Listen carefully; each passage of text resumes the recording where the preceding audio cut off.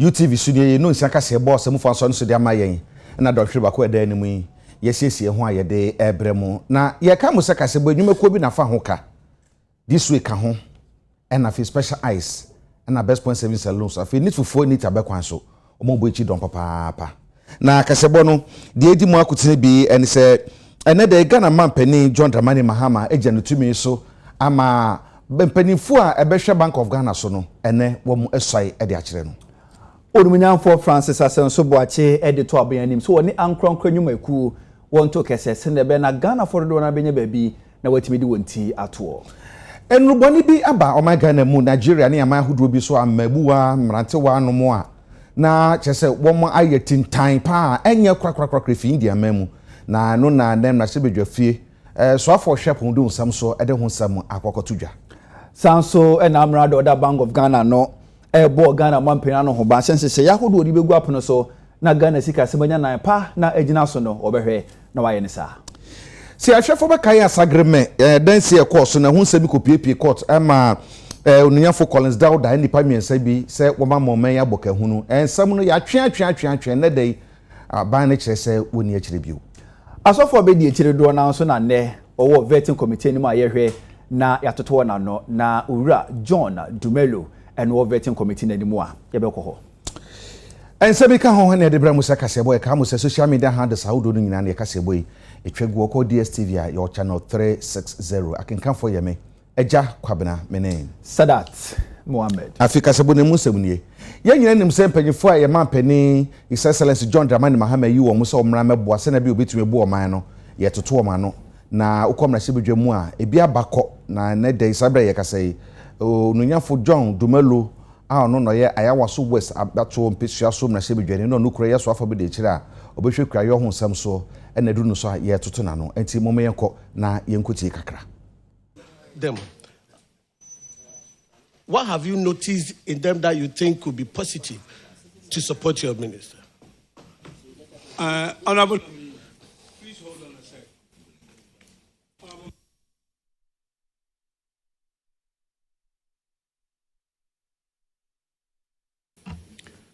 The nominee is a deputy minister designate to the substantive minister.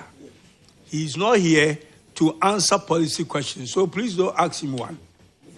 And, Mr. Nominee, you are also not to answer policy questions, because that's not what you are here for. Thank you, sir. Thank you. Mr. Chairman, this benevolent dictatorship, but I don't think I would take it, Mr. Chairman. No, Mr. Chairman. I am far from a dictator. No. But I'm just guiding you. Please go ahead and ask your question. Mr. Chairman, but if you say I should not ask any political... I said any question that is a policy question is not what we are here for. Oh, Mr. Chairman. And therefore, I'm guiding you. Please, go ahead with your question. You are a special request that I have granted. Please go ahead.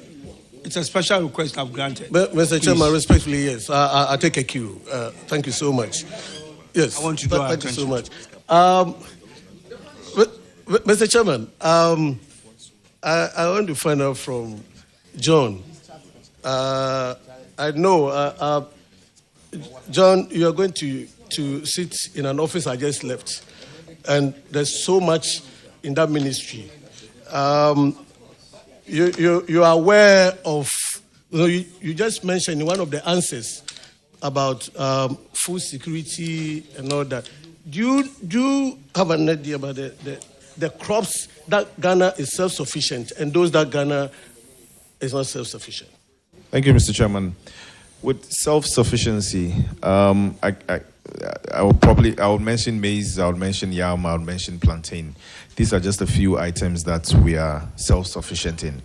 The self-insufficient, I would mention rice. Can we have one Burton and one native, please? Please, For the... please. It's becoming quite noisy. We've been here for a while. We have got our guests here who have been sitting here also for a very long time. We want to wrap this up as quickly as possible. So please, honorable members, let's allow honorable member to ask his questions and allow the nominee to answer. Do not engage the nominee. He is under oath. Please. Honorable member, continue. For the items that we don't produce that much, I would mention maize and I would mention rice. Thank you.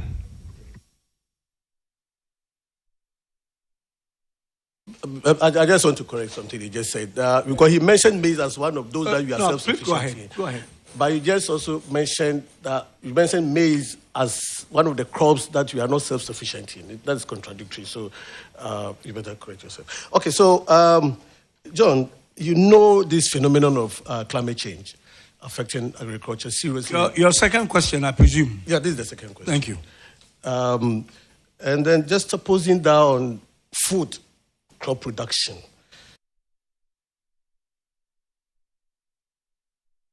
Ayawaso West Wogon Brashebedwani wodomanya for John Dumelo na wo vetting committee nanim na owura Alexander Fenyo Markins bisane se wo hwe no a ase ochine bi no onyoma mpanyini a obedi ewandi samonyoko didimu eno wo kirem se so mpanyini so di hunu mpo a enye na enye kina beye 2058 and say 2064 sabre ni duna se kwanda honom de a obeba.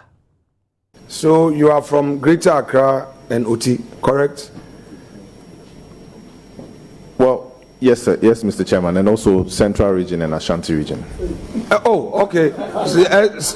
John, it looks like you have some presidential ambition. Oh, yes, because the way, because there's going to be vacancy. No, it's a privilege to serve your nation. Don't run away from it. No. Don't run away. You are an actor, a businessman, an MP. Come 2028, there will be vacancy. President Mahama is not contesting again. The field will be open. You are from Oti, Greater Accra, Central, and Ashanti. Masa, you speak French. You speak Twi. Oh, you qualify. You are 41. You overqualified.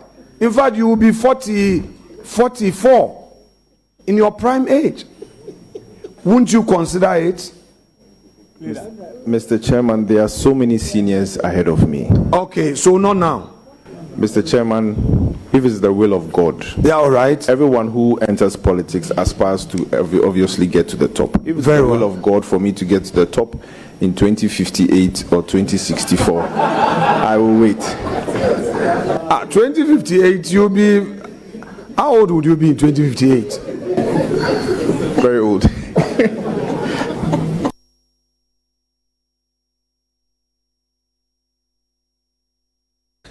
Another Yaman Penny, His Excellency John Dramani Mahama, Ejina Tumi or Mandi Ashan and Sasso, Ama Penifo Minu, a Saya Sisia Casoma Bessomo Mano. Na Sam Penifo Minu, a Dr. Johnson Pandit, a Siama, one and away in the Sombe Governor, and from the Bank of Ghana, Samson Abidi Chira, or yet Dr. Zakaria Mumuni, one also Babe First Deputy Governor. Na Jumedi Nasano and a Mampenin, Kasa Achirimuse, or Wojidia Mapa, our Dr. Siama and Abidi Chirimuse. Omensi kasama atu apansam na ayebasa na kamesa Bank of Ghana munu anka so tumi hwoma mensi kasam tumi gina no Bank of Ghana munu ayebasa no wa rishi mu gidie sempanfo mienu ebetoto niama amadi pa Bank of Ghana wono wasan kofa bio. Together, Dr. Siama and Dr. Mumini bring the leadership, expertise, and vision needed to restore confidence in our economy. To you, Governor and Deputy Governor, in discharging your mandate, you must go beyond mere technical considerations and act in full recognition that every statistic, every movement on a chart, and every shift in an index is more than just data. It is the pulse of an economy, it is a measure of resilience or distress, and it has a direct impact on our people. A dip in confidence indices may signal business on a brink, evolving market conditions, or changing household prospects. Behind these numbers are real human beings, real human stories, people's dreams, either nurtured or shattered, demanding not just your highly extolled analytical expertise, but empathy and foresight that acknowledge the profound human consequences of every decision you take. Our recent banking history has shown us the cost of neglecting this truth. During the supposed banking sector cleanup exercise, thousands of jobs were lost and lives were disrupted because decisions were made with a narrow focus rather than the consideration of the human impact of those decisions. The Bank of Ghana had the opportunity to salvage some of these institutions to protect people's livelihoods while ensuring stability, but instead, an approach that ignored human consequences was what was made. The test of your patriotism in this solemn duty of economic governance lies in learning from these missteps, recognizing that policies must not only enforce regulations, but also safeguard the future of persons that depend on them. The lessons of the past remind us of the dangers of fiscal recklessness and the lasting harm it can inflict on an economy. When government resorts to unsustainable consumption, expenditure, financed by excessive and unregulated printing of money, the consequences can be severe, from spiraling inflation, erosion of incomes, to driving millions into poverty. Such actions not only weaken public confidence in financial institutions, but also threaten long-term stability. To safeguard our economy from these risks, we must uphold responsible fiscal management, strict adherence to legal and regulatory framework, and protect the independence of the Bank of Ghana. As President, I'm committed to ensuring that the central bank operates free from political interference, guided solely by its mandate. This is the path to building a resilient economy, one where policies are driven by discipline, foresight, and the best interests of the Ghanaian people. Omampanyina ka se chire no na amrado fofra ni tia yiye obeda Bank of Ghana no Owura Johnson Esiama enso bo omampanyina no ho ba se omampanyina ni swadi hunu so be reset economy no wabai obeboa amasane swadi hunu no abam. Under the leadership of His Excellency the President, Ghana is embarking on an economic reset.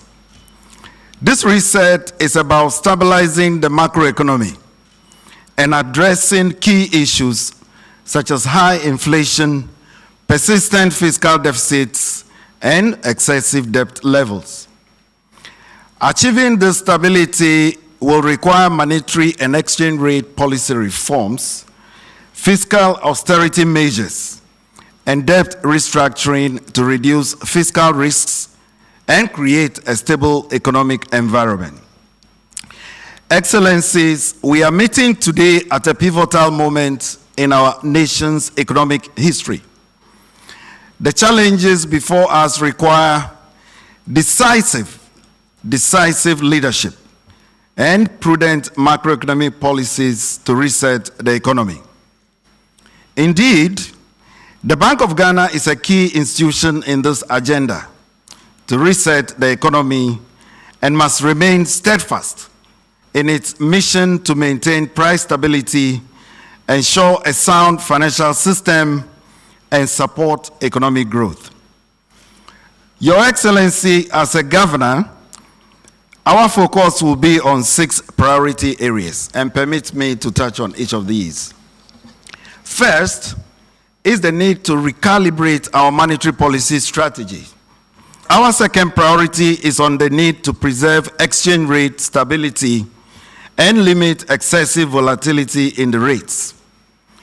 The days of currency speculation and exchange rate instability must come to an end, and we are poised to ensure just that.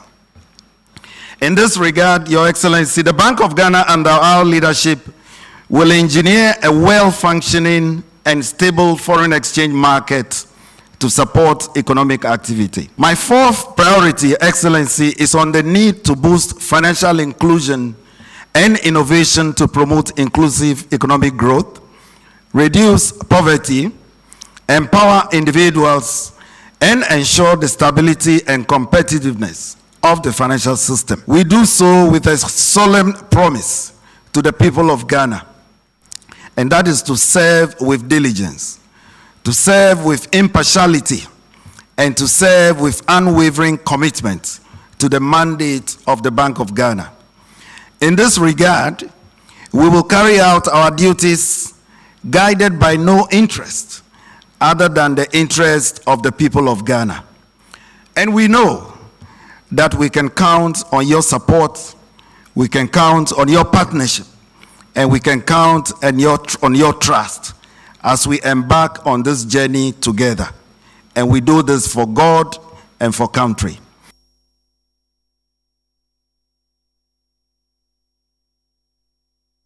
Yakon ma shebe dwam a ebra vet ne koso no na soafa yeyi na be de akire na soafa be de akire yeyi ne so wo mehwe nyina ma hode nsam so ononyamfo Richard Jan Mensa yebisa ne se kame ese nansan nkane yadundum ekoso wo mamu ne nyina mti yebisa sa ye bia dum so na aba na anuri ode ma ne se enye nokure moma yenkohwe kakra.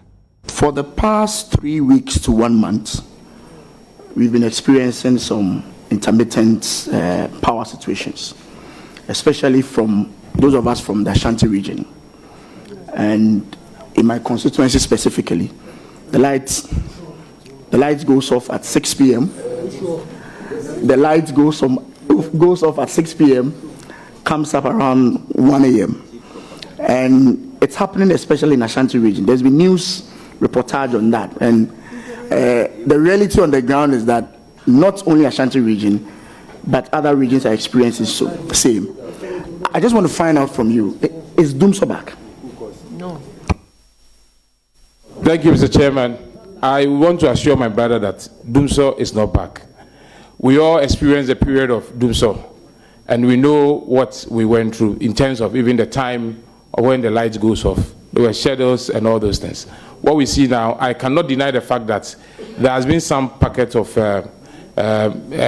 some light, the light going off in some areas, but that has not been something that you can describe as Dumso. However, I want to alert you that I believe that you are just the immediate past Deputy Minister for Energy, and then you know that currently the West African gas pipeline is under maintenance, and most of our thermal plants use the gas from Nigeria. Those coming from Takrady, because the pipeline is being worked on, we cannot bring the product from even Takrady. And then also, government have made provision for liquid fuel to supplement it. However, there are some plants which are exclusively LPG, which I think that once there is a maintenance work, they may not get the needed gas to power their plants. And then also, I would want to add that I listened to my minister on TV, and West African Pipelines gave assurance that by the 6th of March, they will be done with their maintenance work. And I believe that once that is done, we will get enough gas to power the thermal plants. And this sense, you will not see it again. At least with my minister in place and myself, we work and make sure that this narrative of doing so will never come up again. Oh, please. I don't want to argue with my brother. Oh, I follow up. Take your time. I don't want to argue with my brother, but I like his honesty that he says we're experiencing some challenges. I wish you well, my brother.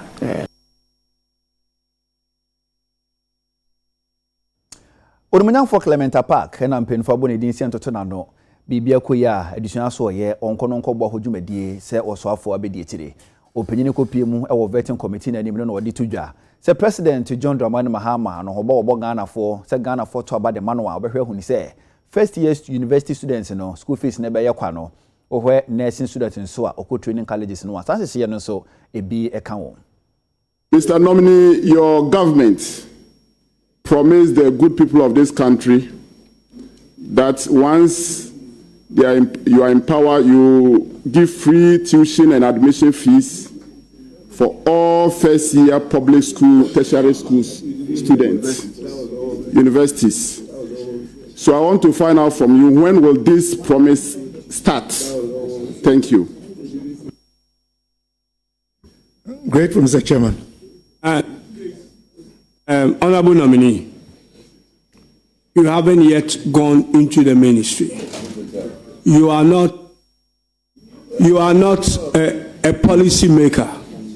You are going to follow your minister, support your minister. You may, honorable members, honorable nominee, you may answer the question. You may. And please, because you are not going to be the policy maker at the ministry. So keep your answer expected of a deputy minister designated. Thank you. Grateful, Mr. Chairman. I take your guidance. I am not going to be making policy. What the minister decides, as per instructed by the president, I am obligated to support him. I'm grateful. Chairman, Chairman, I know our colleague, the nominee, was the ranking member for education and putting up the NDC manifesto before the 2024 election. He was a key member of the committee that came out with the manifesto. I want to find out from the nominee. The government promised free tuition and admission for first-year tertiary institutions. Does this include teacher training colleges and nursing training colleges? Because a constituent of mine in Nursing and Midwifery College, Kubori, want me to find out from the nominee that's whether they are part of this policy. Thank you. Because he was a key member of the manifesto. Thank you. Honorable nominee, please answer the question. Most grateful, Mr. Chairman. Mr. Chairman, my minister, the Minister for Education, is on record to have indicated that the policy covers all first years in public tertiary institutions. Implicitly, that would include the nursing training colleges. I'm grateful.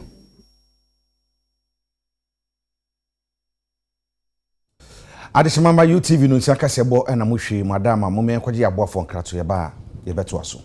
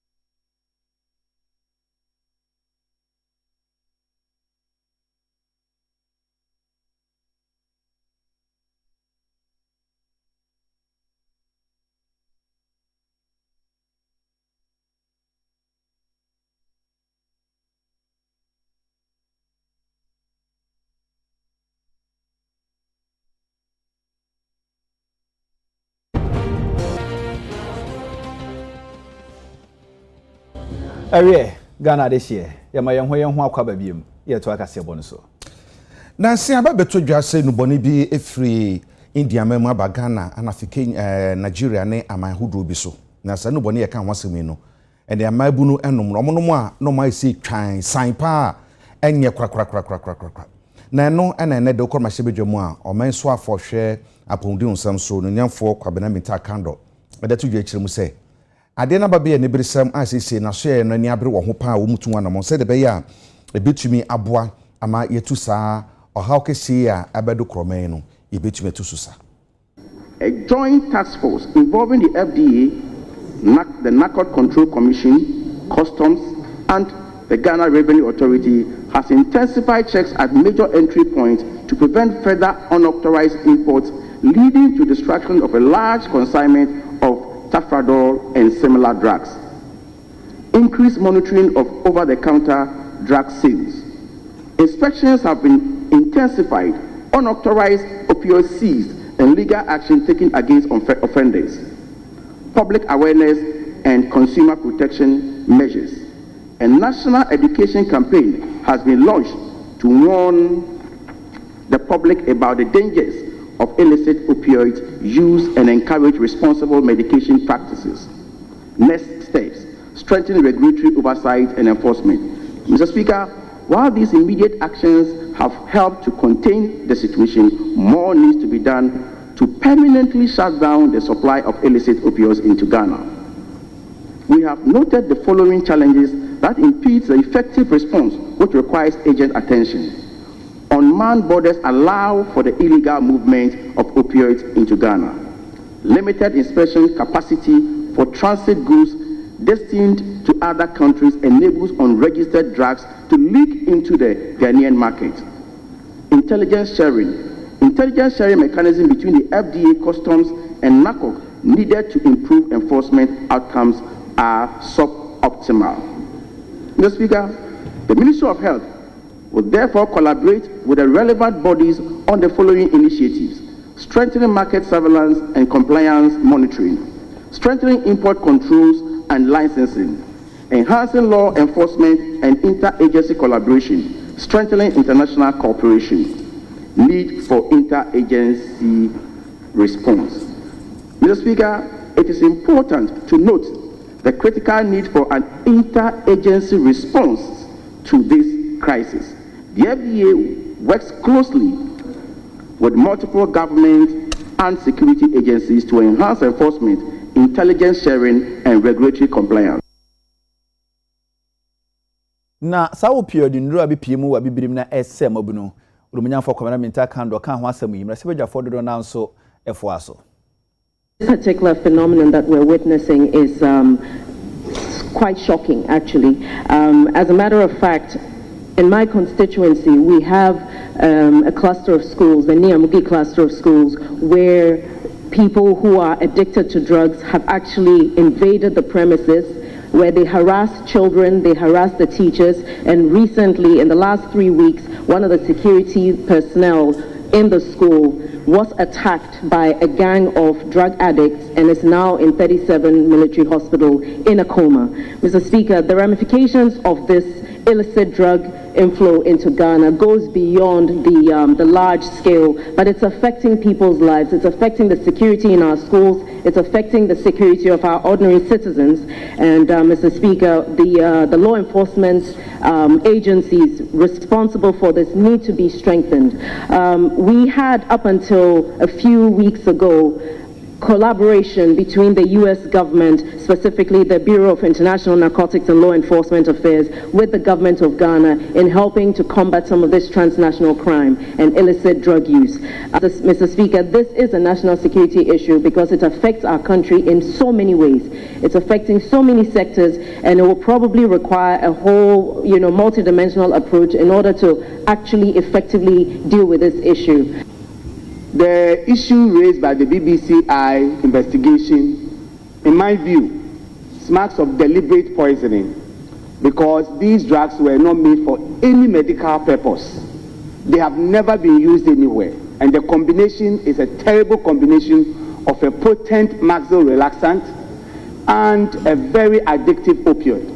And when you take these two combined in one formulation, it is unacceptable. So I want to commend the ministry for what they are doing. And for us as a people, our biggest concern is that addiction will have a serious drain on us. Addictions are better prevented than managed. As a country, public rehabilitation centers are not more than 3. We have very few rehabilitation centers. And the outcomes of rehabilitation, especially of drug addiction, is also not very promising. For every 10 patients who go to rehabilitation, just 3 to 5 may successfully get out of it. Relapse is very high. So for those who get hooked onto it, getting out becomes a serious challenge. I would therefore want to commend the ministry, but ask that serious intersectoral collaboration is needed. This is as a result of pure regulatory failure. I couldn't have agreed more with my senior colleague when he mentioned our borders, what we can do to step up our borders, and also awareness creation for citizens who are manning our borders should know what we are talking about. What are these drugs or category of drugs, so that even as they can identify them when they see them, if they are not carried along. So we will want to, I know the budget is now coming, but this is an emergency matter, an emergency. So we have to employ on the exchequer, who is also one of our own, the Honorable to force him to have to release some liquidity. I see my minister is distressed. Honorable Akanda is distressed. He needs liquidity. He must be giving some liquidity. We are charging on him, I should say it, I will say it. We are charging on him to do more, to carry all the stakeholders along. He needs the liquidity. So the exchequer must be directed. Speaker, if you bear with me, I'll plead your consequential directives. The exchequer should be directed to release some funding. I know the previous government led some good funding. Should be given some funding for him to hit the road running. Should lead the road, should hit the road and hit the grounds. Because this is a serious matter, and I hope that the health minister will be strengthened enough in all fours, so that he will be strong enough to hit the road to ensure that we will bring a good control of this matter. Yetu ekasebo no so na yekọ ensem fufuru mu se yahwefo beka ya be yemfie nwotwe etwamunye ene bebeto dwa se nkane aban ya ndisa aban a esinkro ya ansa na mpipi aban ba na ndisa asan ba bio no so afọ no no hwe adanse hu nsam so no nyafo Alhaji Collins Dauda ene panifo bia eka ne ho obedi na de Dr. Kwaku Mensa Ajiman ena fe Alhaji Zibrim Yakubu no chief director waso na no ene pani ba ko a wono so ye frɛ no Novi Tete Angelo senipa na ye do akogina court ni nyina ne sɛ sagremeda ye sie no dan dodo ye sɛ yesaka no ye sentumi anka mfa sika no wo soro no ye nya sika no adan hodo amode onkogina court asam no atwe ne asem ko pie court no abanko aduboni pani awo maimu eye attorney general de to court nanim enam prosecutor so sɛ enya de aban ene dis asem no bio choka ne sa no high court nso ejampanyfo enan yi na bra asenie no ekọ na wiye ene se eja wo no omni UTV ekasai. Well, first we are thankful to God. We are thankful also to the prosecution for terminating the case at this point. Of course, this comes as a relief, a huge relief to our clients, whom we've always taken the view that there's really no case against them. But as you know, it was a decision by the state in the first place. So if the state in its wisdom again finds that it is not worth continuing and discontinue, we are thankful to them all the same. And we are happy that our clients have had their freedom today. I'm grateful to Allah. We have always believed in the innocence of our clients. We have always believed in the case we have decided to defend. So if the Attorney General's department has come to this realization and has found for knowledge possible. We can only be grateful to the Office of Attorney General, to the court, and to God Almighty.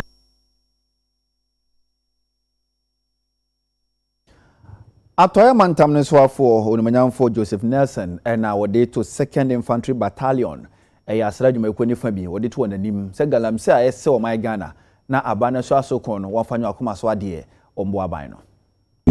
RCC and myself are grateful for giving us some insights into what you do. That will better afford us, the opportunity to do, many of the things that the RCC is expected to do within the region. Of particular interest is the complementary role you play with your sister unit, the Navy, the Air Force, in fighting many of the social vices, the challenges that we have in the region, particularly to do with illegal mining, as something that has plagued this region for all these years. I know you've done your best in trying to resolve this challenge. Unfortunately, much as we have tried, I think that we still have a huge challenge in that area. And so, even as I indicate my appreciation to you for the fight over time up to this time, I think that we need to recommit ourselves, to that fight, the fight against illegal mining, which affects everybody in this region and even beyond.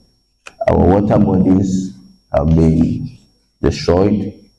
The environment generally is under siege from these illegal mining activities.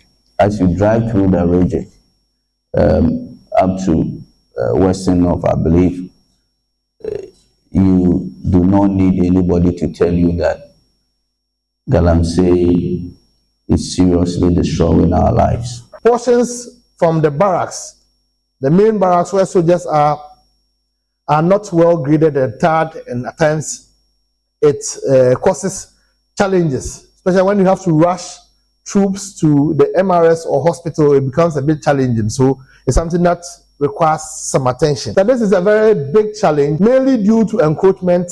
As you are entering from the side, there's a fuel station and other facilities which are hampering our sewage from going to its designated point. So the sewage moves in and comes back into the unit and causes discomfort. So it's very terrible. We've spoken to higher headquarters. They've tried what they can do, but I also have to bring this to your attention. So encroachment of unit lands. So this is a general problem the Ghana Armed Forces faces. Ours is quite worrying because the unit has a range which has been encroached upon. There are other places that do not offer the unit the needed security and serenity to undergo its activities. As water supply from Ghana Water Company hasn't been consistent. It's inadequate.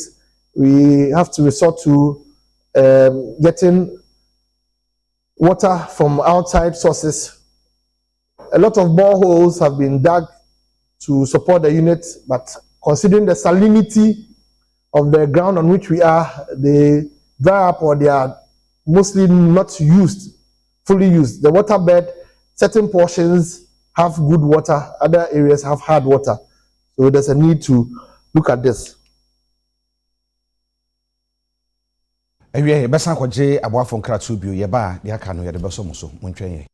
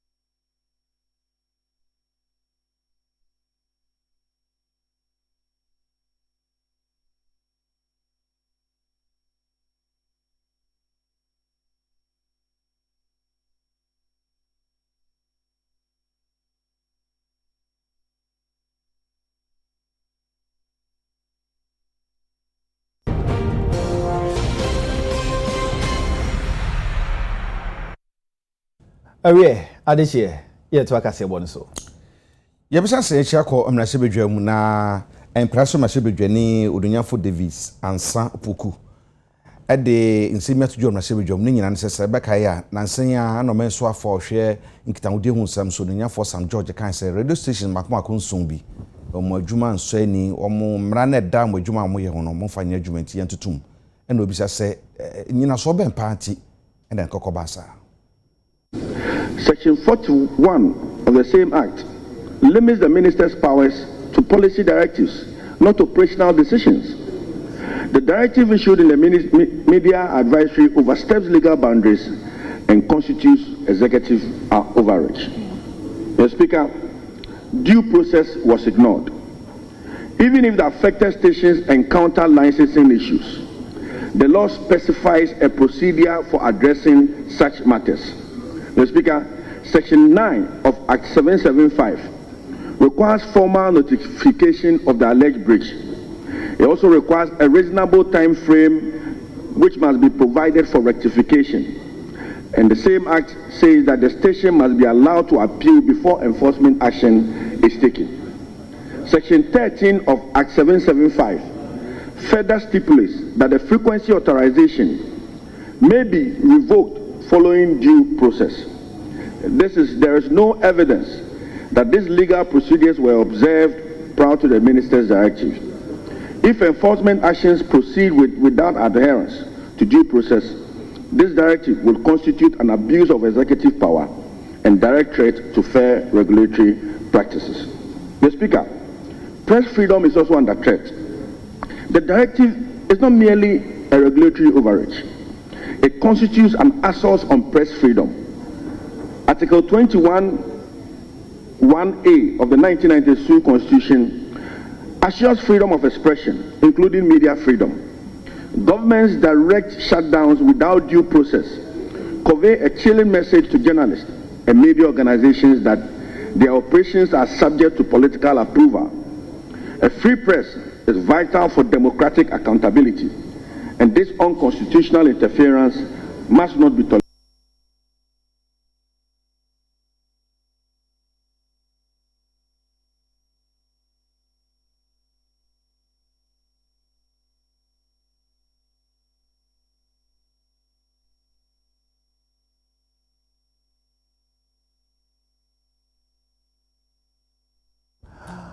Odumanyanfo Kwame Governance Agboja eye adaklo mrasibedwani no panyini odatudwa se enche rotula esan abasetena biem no ho nkomo aban ne akwakwa dwumadie kesa woto na wahwe hu ni se roto no ebewie peyo no oba bepiem mrasibedwa fie na wadi ho nkomo eda kire Ganafo.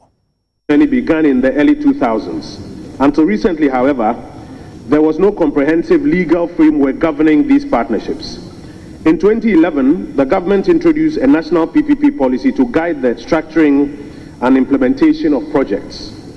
In the year 2020, Parliament passed and the President assented to Act 1039, which provides a structured legal framework for PPPs. Mr. Speaker, it's fair to say that the PPP ecosystem in Ghana is still in its nascent phases. By leveraging private sector capital, technical expertise, and innovation, PPPs can deliver essential projects more effectively, more efficiently as well, while reducing the financial burden on the government. We observe, however, Mr. Speaker, that the development of further PPPs are facing some challenges. And there's a low level of awareness and preference for PPPs within both the public and the private sector.